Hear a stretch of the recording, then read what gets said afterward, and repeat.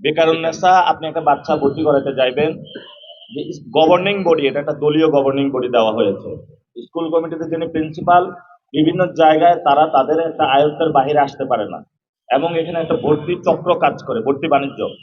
আমরা পুরো ঢাকা আটে ভর্তি চক্র যেটা আছে সেটাকে আইনের হাতে তুলে দিব এবং এই ভর্তি বাণিজ্য বন্ধ করব।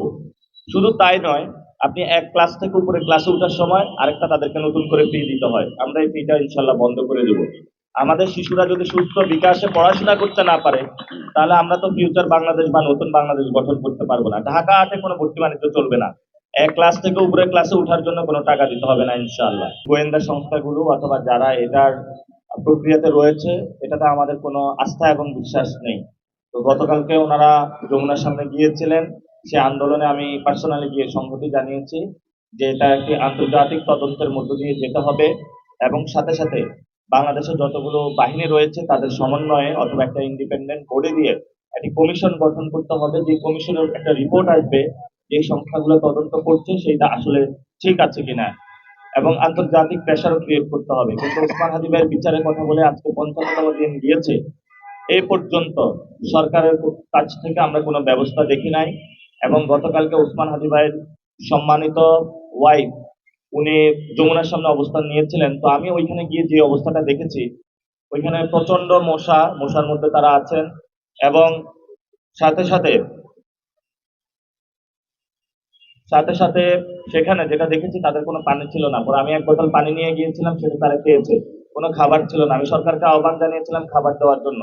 একটু আগে আমি স্ট্যাটাসের মাধ্যমে জানলাম যে জাবের হলো গুলিবদ্ধ, ইনকিলাব মঞ্চের সম্মানিত সদস্য সচিব জাবের গুলিবদ্ধ, জুমা এবং শান্তকে বুট দিয়ে লাথি দেওয়া হয়েছে। আমরা এই প্রোগ্রাম থেকে এটা ধিক্কার জানাচ্ছি। আমরা বলছি আমাদের উপরে যত জুলুম হবে, প্রত্যেকটা জুলুমের ইঞ্চি ইঞ্চি প্রতি সেকেন্ড আমরা কড়া গন্ডা ইনশাআল্লাহ বাংলাদেশ থেকে বুঝে নেব। আমরা এখান থেকে তীব্র নিন্দা এবং প্রতিবাদ ঘোষণা করছি, এবং আমরা এখান থেকেই ইনশাআল্লাহ ইনকিলাব মঞ্চের ওইদিকে যাব, পরিস্থিতি পর্যবেক্ষণ করব এখানে কি হয়েছে। আমরা সেখানে গিয়ে এখান থেকেই ইশতেহার, এই প্রোগ্রাম থেকে গিয়ে তাদের সাথে সংহতি স্থাপন করব, এবং আমাদের প্রথম যে এজেন্ডা রয়েছে শহীদ ওসমান হাদি ভাইয়ের হত্যার বিচার, সেই জায়গাটা আমরা এখন থেকে ইনশাল্লাহ কাজ শুরু করব। গুলিস্তান, মতিঝিল, বিভিন্ন জায়গায় পুরো ঢাকা আটেই ক্ষুদ্র এবং মাঝারি অনেক ব্যবসায়ী রয়েছেন। তো তারা বিশেষত চাঁদাবাজি, সন্ত্রাস, দখলদারিত্বের শিকার। আমরা টোটালি এটা স্টপ করবে ইনশাল্লাহ। এখানে হলো ক্ষুদ্র হকার যারা রয়েছেন তাদেরকে আমরা পুনর্বাসন করব, লাইসেন্স দিব। যে জায়গাগুলো দখল হয়েছে সেগুলো আমরা দখল মুক্ত করে অ্যাপার্টমেন্ট বিল্ডিং করব, এবং কমপ্লেক্স নির্মাণ করে সেখানে তাদেরকে দোকান বরাদ্দ দিব, এবং তাদের যে নিরাপত্তা এটা সরকার থেকে দেওয়া হবে।